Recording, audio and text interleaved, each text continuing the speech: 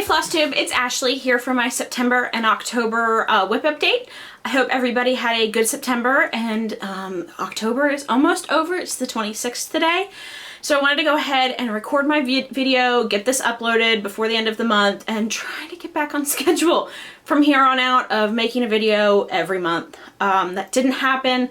I actually didn't have a lot of separate projects to show you in September, so I just honestly didn't feel like recording a video.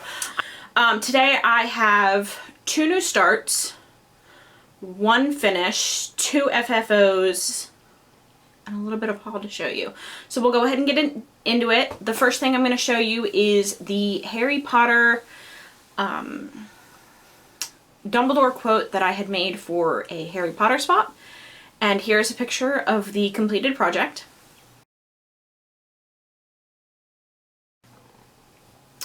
And I did go ahead and get that framed in a gold frame. I was so happy to finally be done with it. I was kind of sick of it by the time I finished kind of the light burst off of the wand. I was just ready for it to be done. It took me forever because I just didn't want to do it. So I'm going to go ahead and, as I discussed in my previous video, I had used glow-in-the-dark thread for the word light. I'll go ahead and insert a picture of the FFO glowing in the dark here.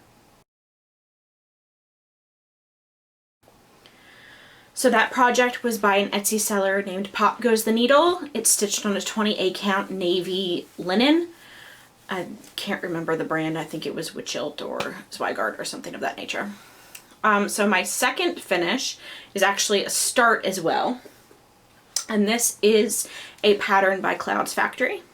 And this is the Hocus Pocus spell from the movie.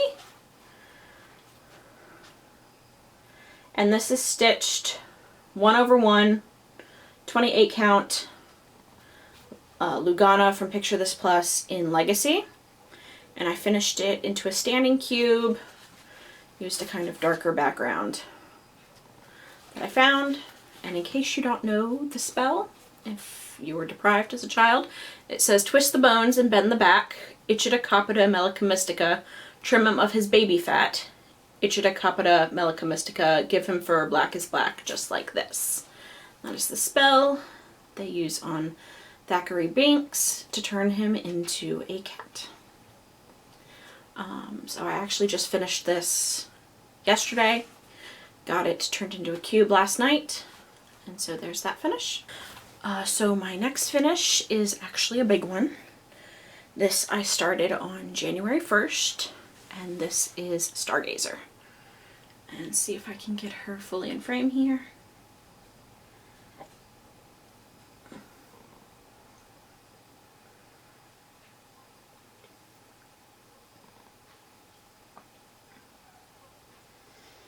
And there she is. And so that's Stargazer. I'm actually going to do a insert a clip here of a mini finish video so I can kind of get you a look at her up close and talk about the changes that I made. So I'm going to insert that here. Okay guys, so here is a look at Stargazer. So she is all beaded. I don't know if I can get a view here where you can see just how beaded she is. I did make some changes to some of the beads. These beads here, as well as these white beads, I went down a size on the beads because this is hand dyed 32 count, so it was too small. They were very cramped. Also, see if I can get in close here. These blue beads, they are too big, so I kind of had to fudge some of these stars. I had to kind of make them work in any way that I could. These big clear ones, they are also a size smaller because I thought the 6s were just too obnoxiously big. So those are 8s. The other big change I made is this main star here. These center stitches with the clear and the white beads, those beads, they were supposed to be stitches, And I thought that was really stupid to have cross stitches in the middle of all of this beading. So I found some beads in my collection that would work there, that weren't too big,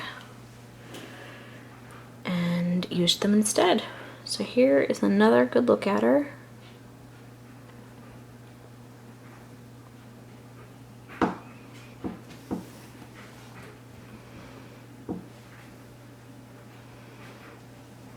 And there she is. Thanks. And so that's Stargazer. She's done. I worked on her pretty exclusively in September and October. I wanted to get her done. I'm really looking to finish up some projects so that going into next year I don't have quite so many whips, and then I can go ahead and start the new year off fresh. So speaking about whips and going into the new year fresh, I have decided to let go of one of my whips. I don't like it. I'm going to keep it in case I decide to come back to it. As of right now, it is going into UFO land, and or as Jimmy Flosstube calls them, Emily C's husband, I think he calls them give-ups. And that is Snow White. And so there's where I am. I'll go ahead and insert a picture of the full design here. But I'm letting her go. I don't ever want to work on her. She doesn't bring me joy. What's that? There's a name of a cleaning process, is where you look at something and if it doesn't bring you joy, you get rid of it. And I'm thinking about doing that with my whips. Anything that doesn't bring me joy, I think it's going to go. And this is definitely the first one. I'm definitely going to keep the fabric just in case I decide to go back to her. I mean, hell, I've spent more time gritting this thing than I have actually put in work on her.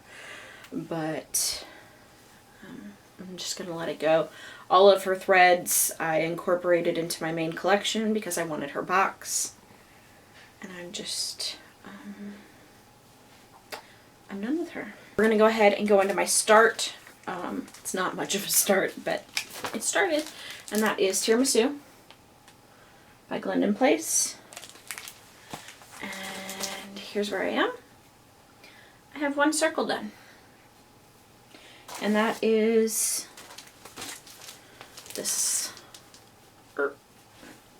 this lower circle here. It's bottommost circle. And that's what I have. Very interesting. This is stitched on a 28 count Lugana in Mesa from Picture This Plus. It's the called for fabric. It's pretty. It's kind of a pinky, peachy, very light color. Beautiful fabric. And that's where I am. I was supposed to wait to start this until next year, but after I finished Stargazer, I didn't want to work on any of my whips. I tried working on Twisted Rainbow. I don't want to work on that. I don't want to work on anything. So I started a new project. So we're going to go into some haul. First things first is another Bewitching Pixie by Nora Corbett. This is Gwen. I also got her bead pack. But that's her. She's new. I don't know when I'll stitch her, but I like her dress and I like her background. I like her fence. I considered taking the fence from this pattern and putting it behind Gigi. Decided not to, mainly because I didn't want to buy the pattern. But Under the Sea Fabrics was having a sale on bead packs and a sale on charts, so I got her. Next thing I'm going to show you is some needle minders. These are all by Needle Minders by Cassie. I kind of went on a needle minder buying spree. I got this set of luggage. I got this key, which I thought was pretty. I also I like him, he's kind of steampunk. This octopus. I also got this little bee. Honeycomb and bee. Hi, monster! My dog is watching me record, looking at me like I'm crazy. And then I also got, and these I am super excited about, I got these Sanderson sisters. So that's Sarah, who is played by Sarah Jessica Parker. I got Winifred. Focus. And then I also got Mary. I thought those were adorable and I wanted them, so I got them. Okay, so the last thing I have to show you is something that I got from Costco. And this, I saw this on McKenna's video, not her most recent video, I believe the video before. And that is this light from Ultra Bright. It comes up, it can be tilted side to side, but it has some very awesome settings. So it has, I'm going to try to not do this where it's really glaring at you.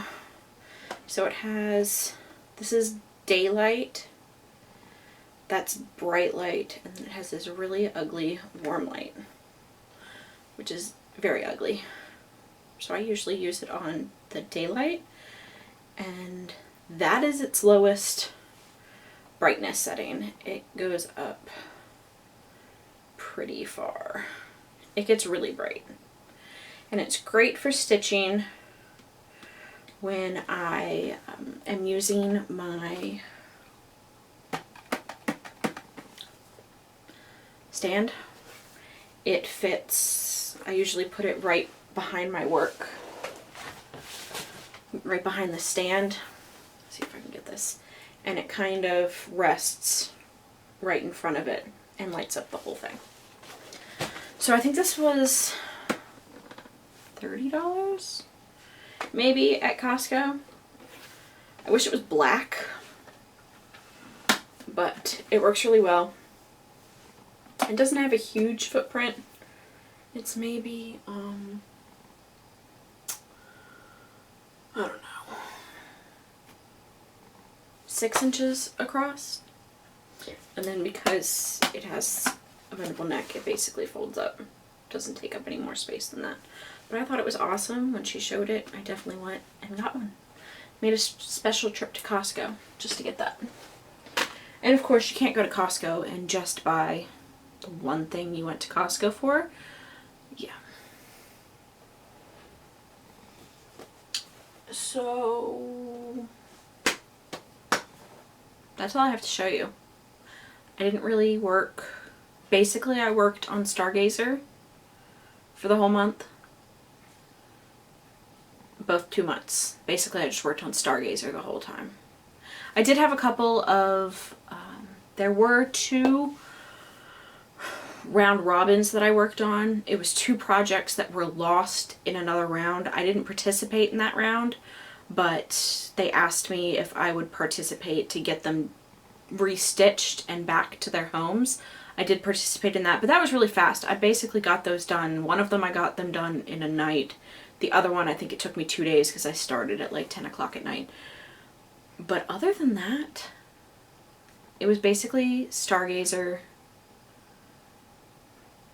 I worked on Hocus Pocus a little, and then just getting that Harry Potter swap done. But other than that, it's pretty much Stargazer. And from here on out, for the rest of the year, I'm going to finish on some whips. I might focus pretty hardcore on Blue Dragon, because I'm starting a new Heaven and Earth in the new year. I ordered the supplies. That's why I needed Snow White's box. I pulled the colors I had, ordered the supplies for the ones I didn't. I need to finish Twisted Rainbow. Hold on, I'm going to get it and I'm going to ask you a question.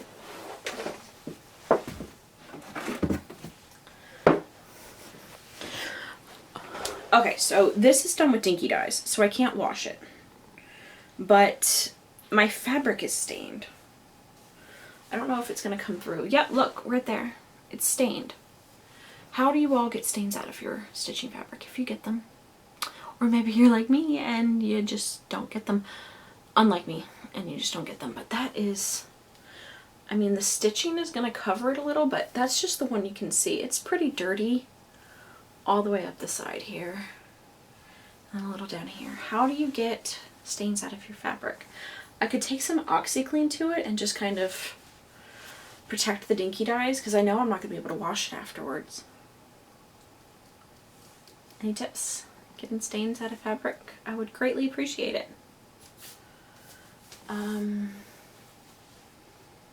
So that's all I have for you. I'm not drinking tonight. I know some of you probably thought that was funny. Looking back on it, I kind of cringe.